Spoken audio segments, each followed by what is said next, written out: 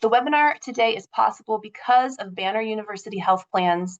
The American Heart Association and Banner University Health Plans have joined forces here in Arizona with a goal to improve overall cardiovascular health for all Arizonans by focusing on a crucial component of overall health, and that's nutrition. So it's my pleasure to introduce Gil Velez, the Health Equity Administrator for Banner Health Plans. Gil? Thank you, Karen.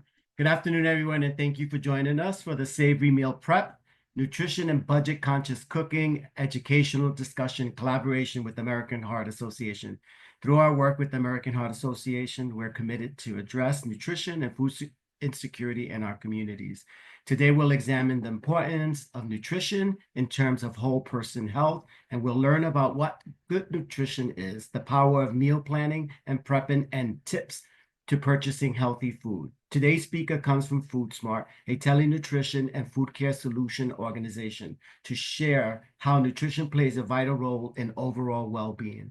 We'll dive into what defines healthy eating, the benefits of planning and prepping meals in advance, practical strategies for making nutritious choices while grocery shopping.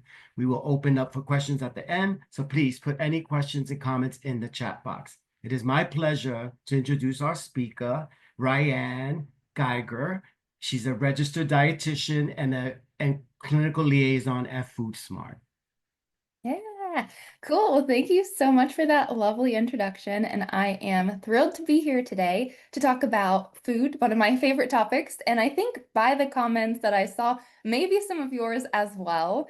Today we'll be talking about eating on a budget, eating healthy food on a budget per se, and it's such a timely topic. So I hope today that you'll walk away with practical and actionable tips on saving money while also eating healthy. And as Gil mentioned, my name is Ryan and I'm a registered dietitian. I'm also located in Phoenix, Arizona, and my only disclosure is that I work for FoodSmart. So let's jump on in. So since I saw the chat box is working, you guys are doing a great job with it. I would love if you type in the chat box what you think the average grocery bill is for a family of 4 in America per month. What are some ideas that you guys think? How much do people spend per month for a family of 4? 600, 1,000, 2,000, 500. Okay, so we got a lot of big range, lots of guesstimate ranges there. So from the USDA, they published that a family of 4 on a USDA thrifty budget, or the minimum cost standard for a nutritious diet, is about $1,060 per month. And for a more liberal or higher grocery spending budget, that's around $1,644 per month. So that equates to about $265 to $411 per week for a family of 4, is what the USDA is reporting. So does that mean that eating nutritious or eating healthy is going to break the bank? Possibly. It definitely might, depending on what you're buying or what your types of foods that you're getting or how often you eat out. Eating foods can potentially break the bank, but that doesn't mean that it has to break the bank. And that's why today's topic is so timely with the ever cost of groceries rising. How can we save money on food that's healthy and still have meals that we enjoy that don't just feel bland and boring and things that, we just don't really want to eat? So that's where the power of meal planning comes into play.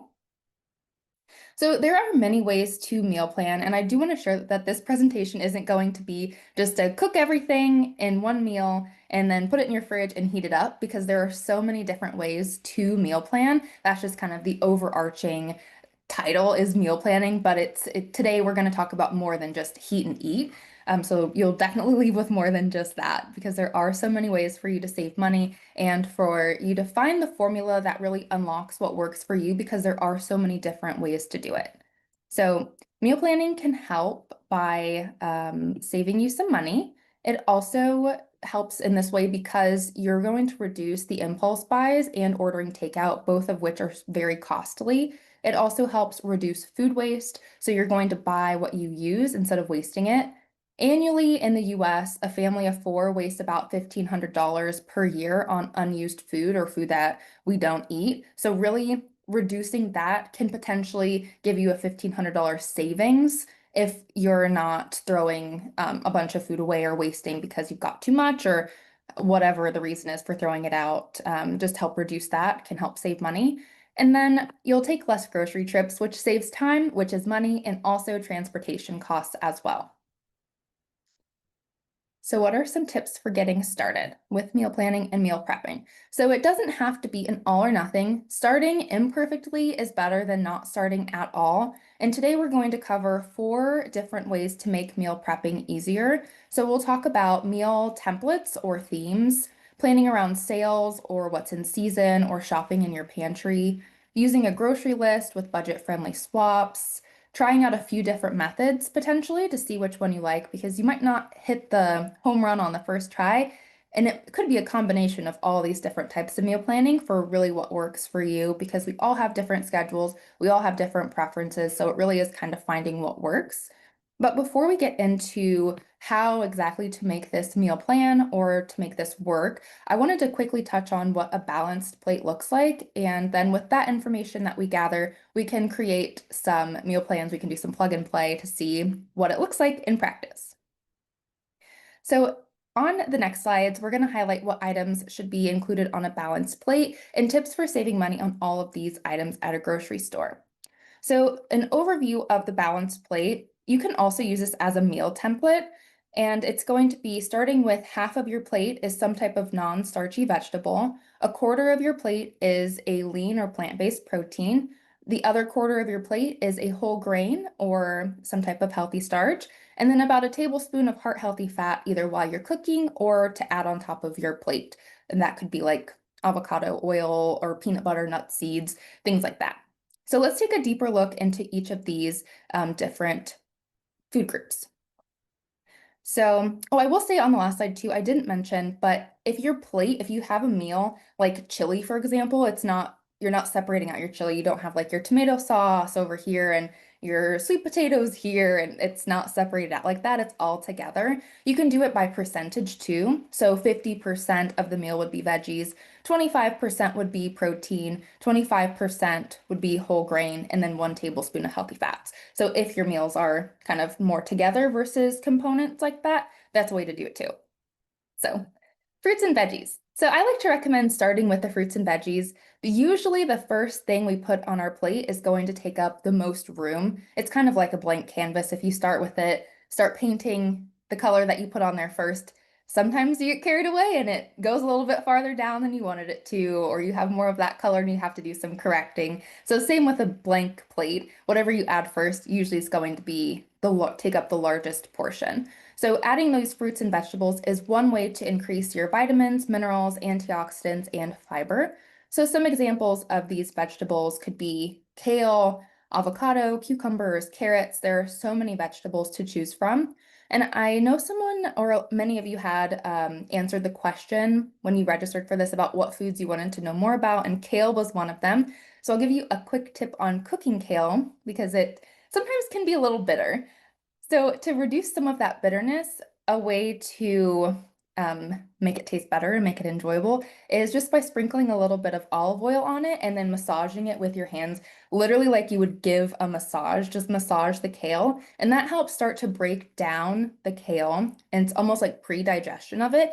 And once it gets a darker green color, it will turn kind of the color that you get it in the store to like almost a dark, shiny version of kale. Then it's going to be much softer, much more palatable, much less bitter and enjoyable. So you can add it to all kinds of meals. You also want to take out the big stem. The big stem you can use for other things or compost, but that is going to be a different type of texture, maybe that not everyone likes. And it's very, very, very fibrous. So that's some tips on cooking kale, but any veggies really work in this section. So when you're shopping for fruits and veggies, a way to save money on these is opt for on-sale produce or seasonal items. And in Arizona, I know most of us are in Arizona, stores like Fry's or Sprouts sometimes will do sales on strawberries or different produce where it's like 2 for $5. Typically, what I'd like to recommend is getting 2 and then freezing what I won't use to then use in smoothies or to use in an upcoming recipe, because if I know I like strawberries, I know every week I get strawberries, I might as well save a little bit on it. But inversely, if you know that you're not going to eat it, getting the 2 for $5 wouldn't save you money if it's going to go to waste. So kind of playing with that too when you're looking at your grocery list to see if you should go for the sale or if it would be better just to get a smaller portion so you're not wasting it. So for these fruits and veggies too, one last thing, proper storage can also help extend your shelf life. So a great example of this is not storing bananas on top of any other fruits unless you want them to ripen. Bananas have a gas that they produce that makes produce nearby ripen a lot faster. So that's a great tip, is taking your bananas. Mine are on a counter near nothing, and then the fruit basket's on the other side of the kitchen because I really don't want my apples or my avocado to start to ripen, because avocados are already a little bit temperamental, so I don't need bananas helping them out. And then for things like lettuce or herbs, if they come in that plastic packaging, sticking a paper towel in there helps absorb the moisture, so then your leaves aren't going to get kind of like soggy and weird. So that's another great way to kind of save the money on fruits and veggies, is just storing them properly. So we'll move on to the proteins. And this is the second item that I recommend adding to your plate. Protein is important for building and maintaining our muscle mass, and also important for so many functions in our bodies overall. Your proteins could be lean animal proteins, or what I like to recommend most is plant-based proteins, especially when looking to save money. So that'll be things like tofu, edamame, tempeh, beans, lentils. It could also be a mix of both. So for example, if you're making sloppy joes and you want to reduce the amount of meat either for heart health reasons or just to save money, you could do half of the portion of meat. So if it calls for like 2 pounds, for example, you could do 1 pound of lean chicken or turkey, and then 1 pound of lentils. That is going to make a lot, but just for this example, that's the number I picked. So you don't have to follow that recipe, but just to show you could do 50-50 to reduce cholesterol, fat, and overall cost. So for animal proteins, they are one of the most expensive items in the grocery store. So choosing to add in these plant-based proteins can help also save on your grocery bill, because most times plant-based proteins are one of the most affordable proteins in the grocery store. So the next part of your plate will be the whole grains. Whole grains are beneficial for satiety, fiber, they have many B vitamins, and foods that are going to fall in this category are items like brown rice, oats, quinoa, farro, so many more. The Whole Grain Council has a great list of all types of whole grains to include in how to cook them. So that's a really awesome resource that I personally find really fun to just go through alphabetically and see what whole grains I can cook with this week. So these are great to have as pantry staples because you'll always have them on hand. So in the instance that you need to make dinner quick, or you don't have much time, or you didn't plan as well as you wanted to, you'll at least have something on hand. Bulk sections like at Sprouts or Winco are also great places to kind of stock up on these at an affordable price. You can get the scoop and then just scoop however much you need. And it's a pretty decent price in comparison to if you get like a big bag and maybe you're not going to use the whole bag, or all different kinds of reasons why to shop in bulk. But you can really control how much you get and how much you're spending at a bulk bin. So the last part of your plate will be the healthy fats. So the general recommendation is about 1 tablespoon of healthy fats to add to your meals. That can be from nuts, seeds, olive oils, and all of these play an important role in brain health, as well as many other functions. Nuts and seeds can also be found in those bulk bins, which are affordable, and you can get how much you need. Typically, if you get a big thing of nuts, it's going to cost you a lot, but maybe if you're a smaller household and you don't want to buy a huge thing of nuts, you can just get a scoop or 2 of nuts, and it's going to cost you less than it would to get a whole big bag of walnuts or some other type of nut. And we've got our plate complete, but now there's sections up here for drinks because our meal isn't complete without a drink. So there's 2 different drink options. So we have dairy and dairy alternatives. Dairy alternatives such as like soy and pea milk can help build strong bones, as well as low-fat dairy. They have a great amount of calcium. I will say when shopping for plant-based milks, check the nutrition facts label to make sure that they are fortified with both calcium and vitamin D. Not all plant-based milks have those fortified in them, but that's something you'll want to look for. And you'll also want to look for unsweetened versions of these as well. Plant-based milks can also come shelf-stable, which can be another great pantry staple, or if you're shopping on a budget, sometimes they come in smaller cartons, so you can choose to use that as your source of dairy as well. So the second drink is hydration or water. Hydration can come from fruits and veggies, but a majority of our hydration is going to come from water.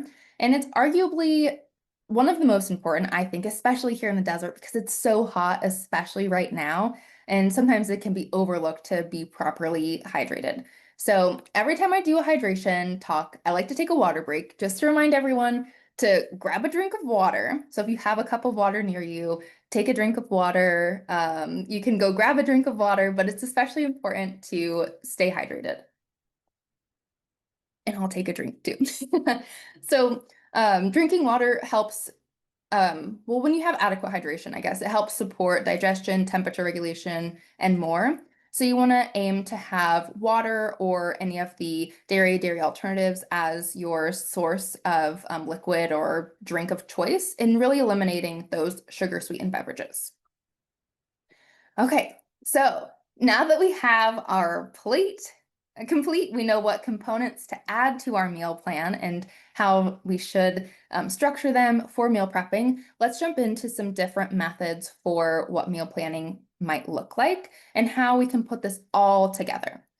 So the first one here is a make-ahead meal. This is the standard way of meal prepping, the one that you probably see online, that you see everywhere, of heat and eat, cook the entire meal, and then heat it up later in the week, kind of just store it, heat it up. Examples of this could be with soup, stews, baked egg dishes, freezer burritos. These are grab and go for dinner, grab and go for lunch, usually pretty freezer friendly because they all typically reheat really well, minus if you do like a pasta dish. Sometimes if you freeze pasta and then reheat it, it can get a little bit weird. But for the most part, these are great for just reheating, freezing type of meals.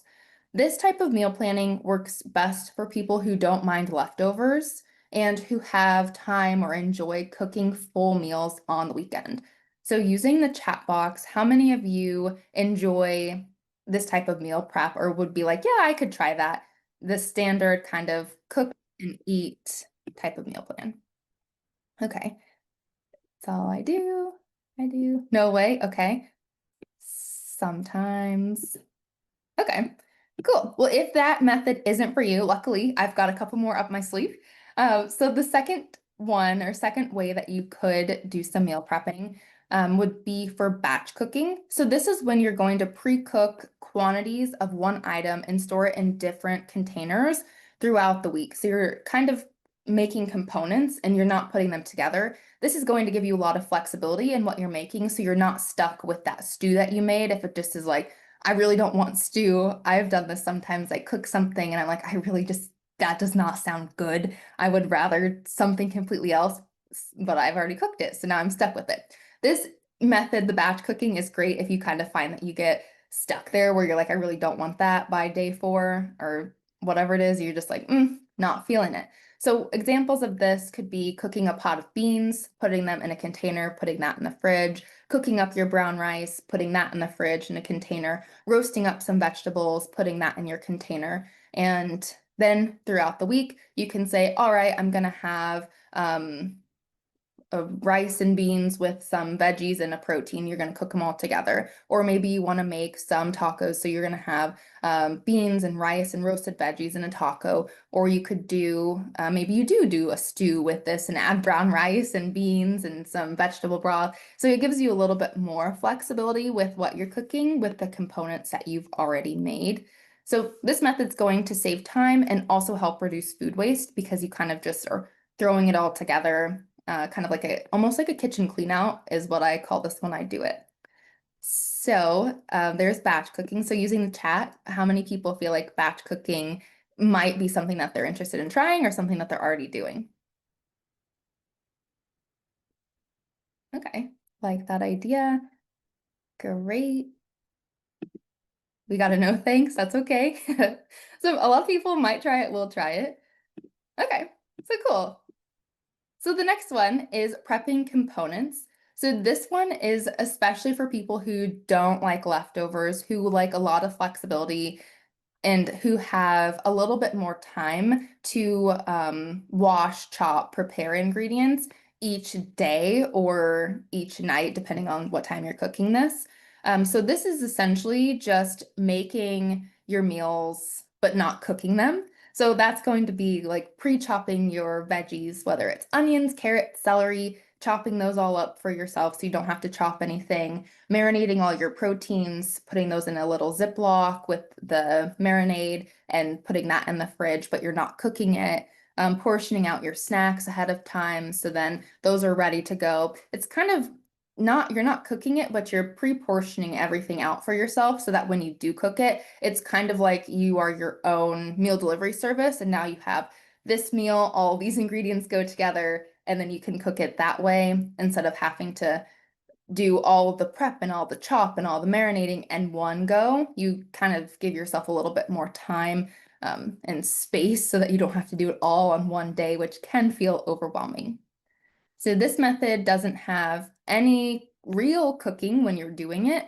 The cooking comes the day that you want to make the meal, but you complete all of your prep work ahead of time. So it's going to speed you up, especially if you have a busy weekday, but you want to keep your meals flexible, but you like cooking, but don't necessarily like spending hours in the kitchen. This is a great method for you if this is the kind of feel that you're going for. You can also do a combo of all the methods that I've listed so far. So if you want to pre-cook some items and then prep some components, you can totally do that. There's all different ways that you can kind of make it your own. But the prepping of the components really does help, especially if you are a meal delivery kind of person. I would say this might be your cup of tea. Okay, so we've got, you guys caught the pattern. So we got some people in the chat saying that they like this method, definitely would try it. So perfect. So the last one, and the one that I like the most, if you really like cooking, this one is going to be one that might be up your alley. So this is if you feel confident in the kitchen. And I did see my mom is here on the registration list. So hi, Mom. She cannot cook. And that's why I'm a dietitian, is because she's not the best cook. So this would not be for someone like my mother. So this method is very popular online, and it's if you feel really comfortable in the kitchen and have a lot of creativity and know which items and ingredients go together. So for this method, you'll pick in the grocery stores, kind of when you make all these decisions or prior to going to the grocery store, you'll pick 5 vegetables, 4 fruits, 3 proteins, 2 starches, and 1 sauce or spread for the week. And this would be for like a family of 1 to 2, so you would need to increase it depending on your family size. But essentially all of these ingredients can be interchanged with one another to create endless meals. So you can use one of your proteins, you can use 2 of your veggies, you can use a fruit, you can use a starch, and then a sauce or spread on it to really create a lot of variety without really feeling stuck to a meal plan that you have to follow every single day. So this one is really fun if you like cooking, and you can shop for you can shop sales to get these items. You can use freezer staples. So if you notice that your freezer is getting a little bit too full, you can use this method for your freezer items or your pantry items. So it can kind of help get those items that might be close to expiration used up. So you're reducing waste and then saving money in that way too.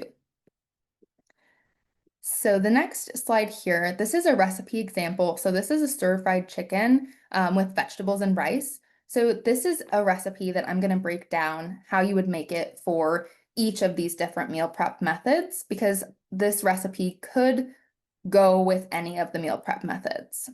So it calls for chicken, mixed veggies, brown rice, and some seasonings. The seasonings in this are going to be used to marinate the chicken, and this recipe is coming from the Food Smart Platform Recipe Bank. So what are some ways we could prep this? So if we're doing a make ahead, which was the first method, we would make the entire meal, portion it out, put it in a container, and then stick it in the fridge. The next day when lunch comes around, we would take it out and then reheat it.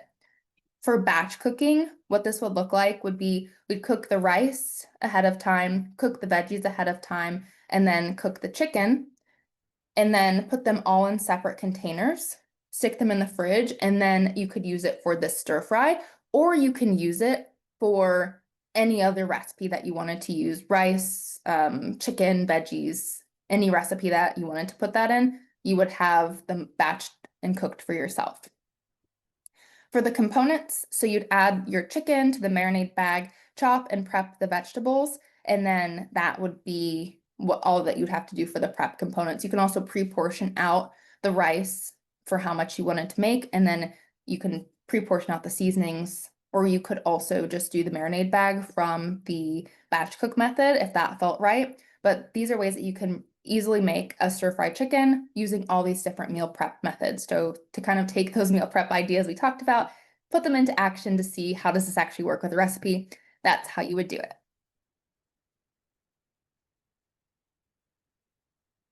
Okay, so with the countdown method or 5, 4, 3, 2, 1, I talked a little bit about making those choices at the grocery store. So when you're at the grocery store, that is kind of where all of your nutrition choices for the week start. So you really want to make sure that your grocery plan is solid and that you know what you're going to get. Because if you're getting items where you're not really setting yourself up for success, then the likelihood of you being successful or however you're setting yourself up is that's what your week will look like if you don't have the tools and the things that you really want to eat in your house. So when you're shopping, there are a few ways to save money while also doing that. So if you set a budget and stick to it, that's the best way. You can do this by following a shopping list to avoid those impulse purchases. Shopping with cash, which isn't super common anymore, but when you have cash, then you're less likely to exceed your budget. And then if you are in an area that has tax on groceries, some areas in Phoenix or the Arizona area don't have tax on items like fresh produce, meat, and bread. But if you are in an area, you can use an online calculator to calculate what that will look like too. So you can account for that in your budget so you're not accidentally going over with the tax. Another great tip is to plan your meals, which we talked about a lot today, to make the shopping easier. So that helps you know exactly what to buy. And then another really big tip that I like to use is understanding the unit price and pick options that are cheaper per unit if you'll use them. So in the stores, I'll use Walmart, for example, there's the price tag and it has the price here, and then in the corner it says unit price. The unit price is either going to be per bar or per pound or per whatever the unit that it's being sold, like inside the package or what's serving. So you want to look at the unit price and compare the two products together. And whichever one has the lower unit price that you know you're going to use, I would go with the lower unit price is going to be the best savings. And here on this slide, this is an example of a grocery list that can be used from any store, whether it's from the Dollar Tree to shopping at AJ's or Whole Foods. All of these items are going to be staples and cores. If you enjoy them or if they're foods that you're not allergic to, you can definitely shop these types of items. And they're all inclusive of the categories we talked about today. So you've got your vegetables, some fruits, proteins, carbohydrates, grains, hydration, low-fat dairy, dairy alts, and then you've also got some snacks, some snack ideas there as well. So any of these are great. You've got canned, opting for low sodium, canned fruits, opting for no sugar added, in their own juice, no high fructose corn syrup, got lean proteins, plant-based proteins, some whole grains, carbohydrates, kind of putting it all together. So this would be another example of a template. So if you like templated meal plans, maybe even taking something that looks just like this and picking maybe the 5, 4, 3, 2, 1 type of method, but putting them into squares like this so you can visually see what you want your week to look like and what you want to order. This also makes it kind of fun because I don't know if you like visuals, like charts and graphs and things, it makes it really fun. And we have to eat and we have to grocery shop. So any way that we can make it more fun and enjoyable, I'm all for. So that's one way to do it, is templatizing it. So, and one of the last ways to save some real money while shopping on groceries is shopping in season. So this is a chart here that shows what is on season per month, and each color is going to be like fall, spring, winter, summer.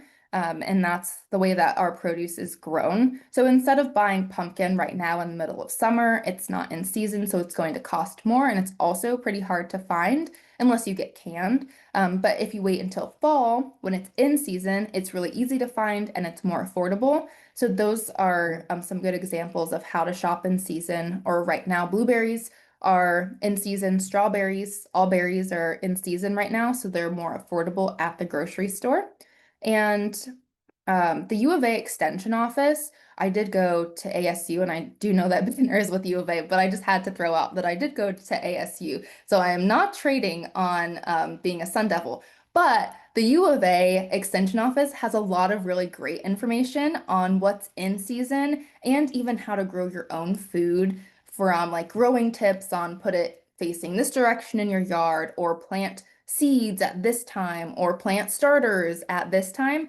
And if you have the time and patience to garden, that's another great way to save a lot of money at the grocery store.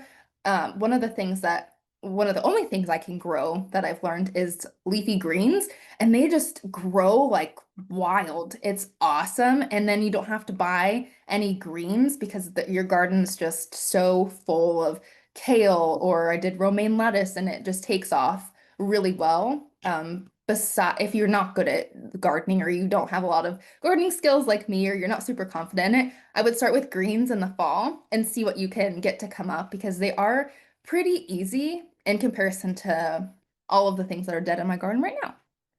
So that's some seasonal produce, great way to do it. The next slide will talk about if you have more specific questions on your nutrition needs, or saving money on food, or want some recipes that are low cost or affordable. FoodSmart is a great place to get the answers you're looking for. Registered dietitians offer an accountability partner, a support system, and an unbiased expert source of information. And you can get started for as low as $0 if you are a Banner member. So some community resources I wanted to touch on as well. These are some of my favorite community resources for saving money. So the Double Up Arizona program is if you are part of SNAP. If you spend $1 with your SNAP or EBT card, you get $1 free to spend on fruits and veggies, dried beans, edible plants, and seeds. So that even means if you wanted to start your garden, you can go get a thing of seeds, and it can be part of this program. So you essentially get $2 to spend at either the farmer's market or mobile markets, any CSAs, farm stand. There is a limit to it, but it is a great program to look into if you do participate in the SNAP program. The second community resource is called Borderlands, and this one is from November to August. So they're taking a break now because it's so hot. It's so hot, and the food that they get is rescued, so there's not as much coming. It usually comes from Mexico, and there's one other place it comes from, but typically it comes through Mexico to Tucson and then to Phoenix.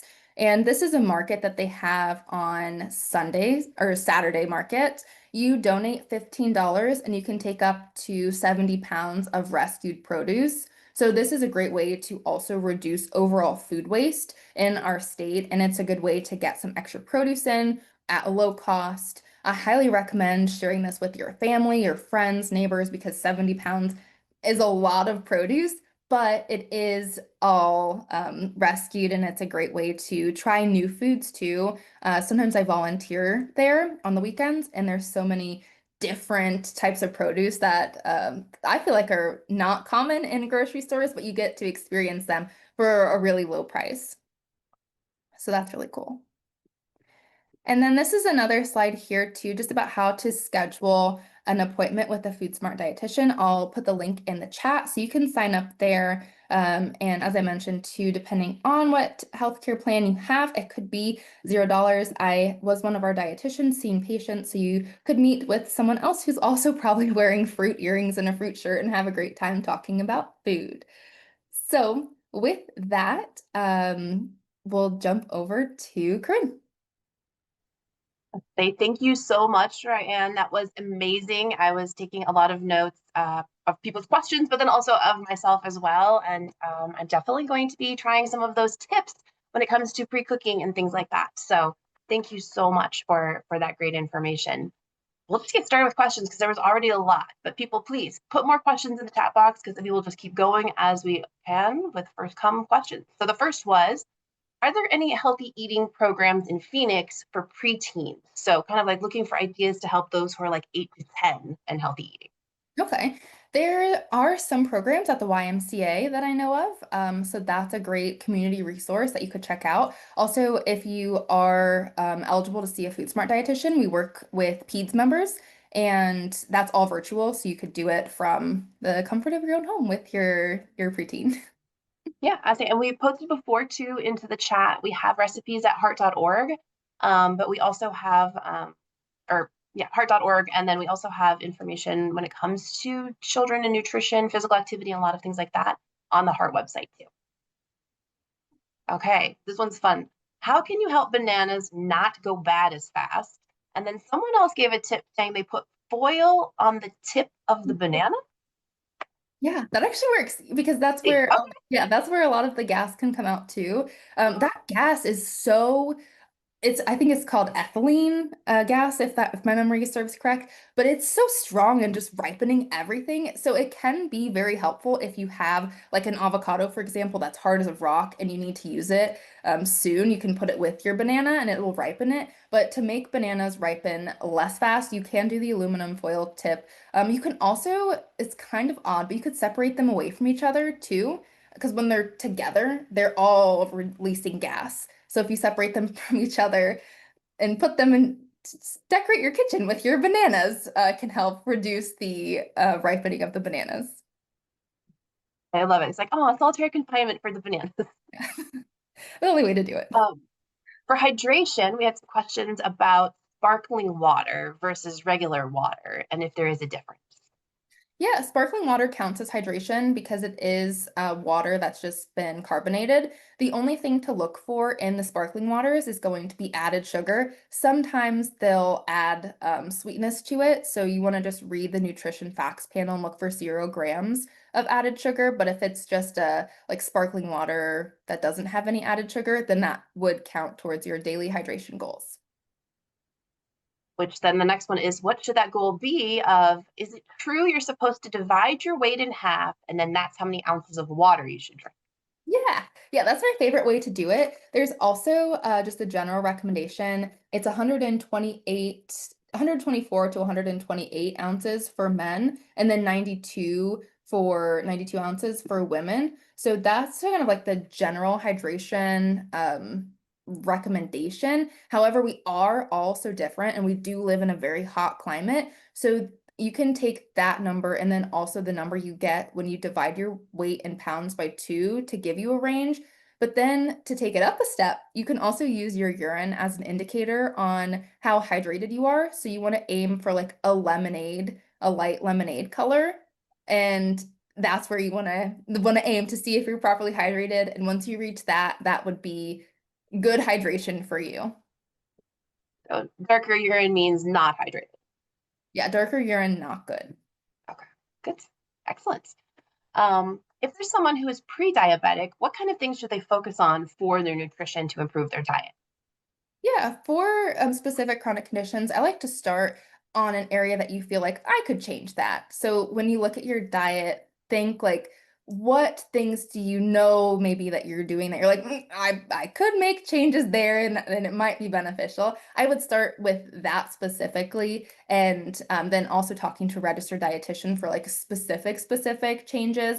But kind of going for like the general balanced plate that we went over, or increasing activity, or kind of just looking at those general recommendations for prediabetes, and I'm sure that American Heart Association probably has a lot of different resources too for heart health and diabetes, prediabetes. So even using those and then working with a dietitian specifically.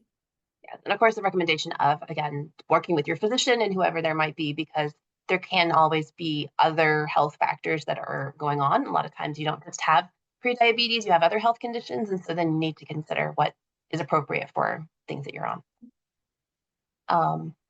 Do the dietitians talk about specific meals and the best foods for people? Yeah. Yeah, we do, and it's so fun. Yeah, so when you meet with a dietitian, we'll typically ask like what types of foods you like eating or what types of meals that you maybe stopped eating because you heard that it wasn't super healthy or different things like that. And we're able to help you make modifications or changes to those recipes or to those meals so that you can enjoy them and not have any worries about if it's negatively affecting your health, because we're making these swaps and substitutions where the recipe is still it's at the core the same thing, but it's much more health forward and getting you to those specific goals that you have, or to help with your lab work or whatever goals, because everyone has different goals too. So whatever you're trying to achieve, a dietitian can really help you get there a lot faster. Yeah, I was gonna say back Yes. to that personal motivation piece, right? Like if it's food you really enjoy, then how can you change them and still be able to have something to eat?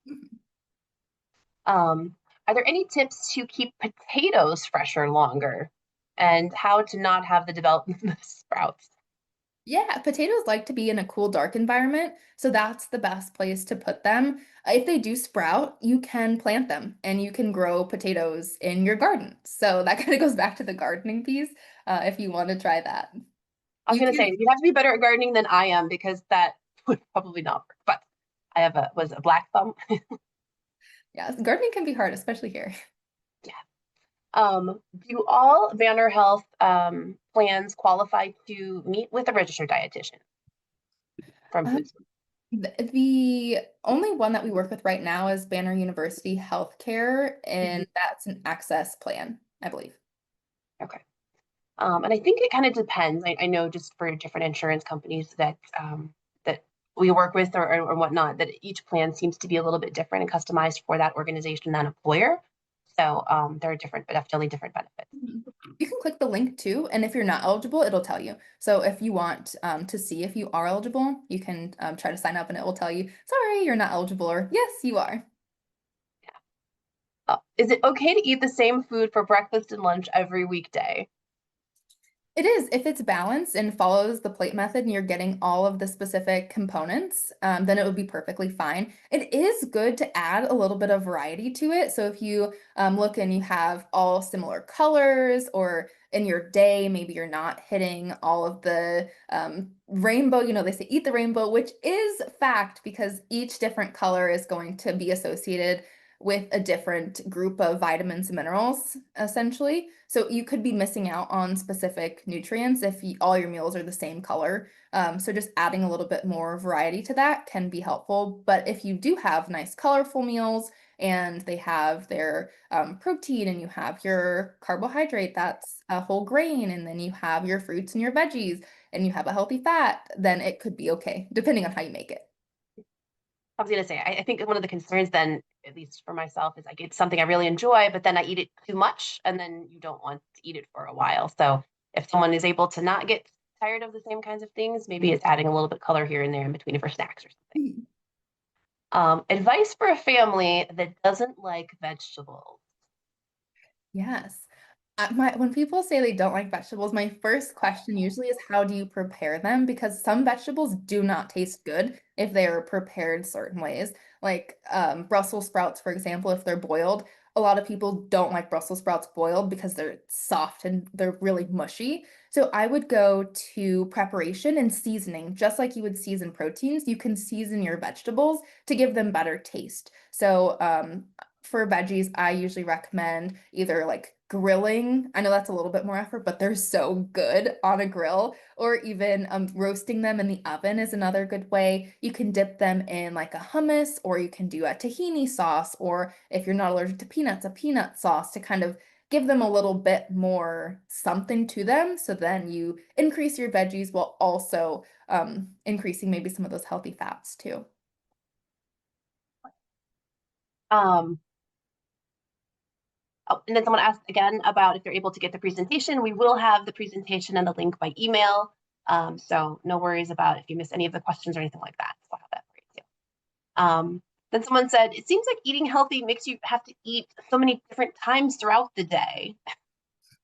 I think kind of it depends on how much for you, right? Like what makes someone full.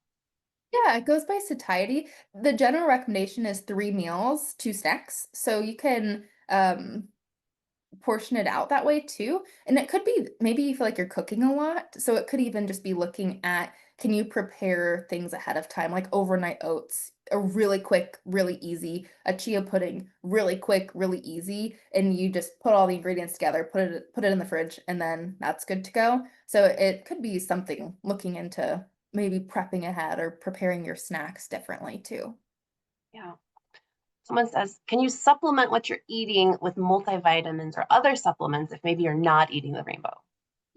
So multivitamins and supplements, usually I look as a supplement. So they're supplementing maybe what you're missing, but shouldn't be relied on as your only source of those micronutrients or vitamins and minerals. If you're seeing like, oh, I really need to eat more vegetables and I'm working on getting there, but it's taking me a bit of time, that might be a good time to use multivitamin if approved by your healthcare provider. But I wouldn't rely on that as your only way of getting vitamins. I would look to see how you could incorporate more colors. Yeah. What are some of the best fruits and vegetables for blood flow? For blood flow, I'm guessing maybe they mean for antioxidants, or I'm not sure I understand maybe the meaning Yes, behind. she said yes. Yes, Okay. around like it's probably antioxidants. Yes. Okay. For antioxidant-rich fruits and veggies, they're going to be any that are vibrant. So if you cut it open and it's bright and it's beautiful and you just are like, wow, this color is amazing, it's going to have a lot of antioxidants because antioxidants give it color. One antioxidant that is very powerful is called lycopene. So think of like a tomato, a good, ripe, juicy tomato that is really fresh and you cut it open and it's just red. That's a great example. Or like a dragon fruit, the bright pink. That's going to be another great example. I recently just made prickly pear jelly. And since we're in Arizona, when you cut open a prickly pear, if you haven't seen the inside of it, pink, red, beautiful, which means it's going to be high in antioxidants. The same thing goes for like blueberries, blue, very colorful, strong colors are going to be good options. I think a lot of berries when they talk about antioxidants, and they're very bright, to your point. Also, they stain my white clothes. Yeah, they do. What recommendations do you have to lower LDL from when it comes to food? Yeah, for LDL, typically I recommend swapping in some of those plant-based proteins just because they're plant-based proteins and they don't have they have really low amounts of saturated fat. They have low amounts of fat most of the time. Unless they're like the more packaged type of plant-based protein, you want to steer kind of with caution on those if you're looking to lower your LDL because they have saturated fat. But let's just say tofu, tempeh, beans, lentils, those are all great options and they're fiber rich, and fiber helps lower cholesterol overall too. So you could also opt for more fruits and veggies as a way to kind of combat that LDL cholesterol. Okay, that's good to know. As I say, I think there's a lot of ways to get fiber in. Mhm. Yeah, so many ways. Tips for eating healthier when we do eat out. So this is great tips for shopping so we can go to the store, but we are going to eat out sometimes, and sometimes we have to do that for, networking and work and things. How Mhm. can we make some healthier choices when we're eating out? Yeah. So eating out really comes down to portion size and knowing what words they're using to indicate fried or if it's like battered or things like that, and choosing those less often and maybe opting for more grilled options or the lean proteins or a side of veggies, and asking if they can put the sauce on the side because sauces and any like oils that they cook it in typically add a lot of calories to those meals in a restaurant just by nature. So asking for those on the side, or if they could do it a little bit less oil, depending on where you're at, typically they're pretty accommodating on making those accommodations. So those are some great tips there. If you can eat ahead of time too, depending on what it is, that's a good one. And then just get some veggies or something. I know that's not as fun, but depending on what your health goals are, that could be an option. Okay, that's one of the tips we have around holidays is before you go to a holiday party where you know there's going to be a lot of unhealthy, delicious food, to pad your stomach first and to eat some healthy, like a light meal or something like that. So you can still have some of those treats, but that you're not as going to eat as much of them. Mhm. Yeah, perfect. And then let's see, we'll check the chat, see if there's any other questions. Oh yes, talking about resources for tracking what you eat. So what kinds of resources could adults or teens use to kind of like track what they're eating and maybe have an awareness about some unhealthy things, kind of like logging and stuff? Yeah, some of my favorite apps are MyFitnessPal, it's kind of a classic, or there's an app called Chronometer, and that one I like a lot. It has a lot of information, so it can be overwhelming, but especially for like plant-based eaters or people who don't eat meat that often, the nutrients are able to be adjusted, so you can see more like omega-3s or more of like very specific types of nutrients, which as a dietitian, I like to see. So if you have concerns and you're working with a dietitian or you're planning to see a dietitian, I would opt for that because they can use that data a little bit more thoroughly. But MyFitnessPal also works too. Those are great examples. And everyone is in the chat saying thank you and great advice.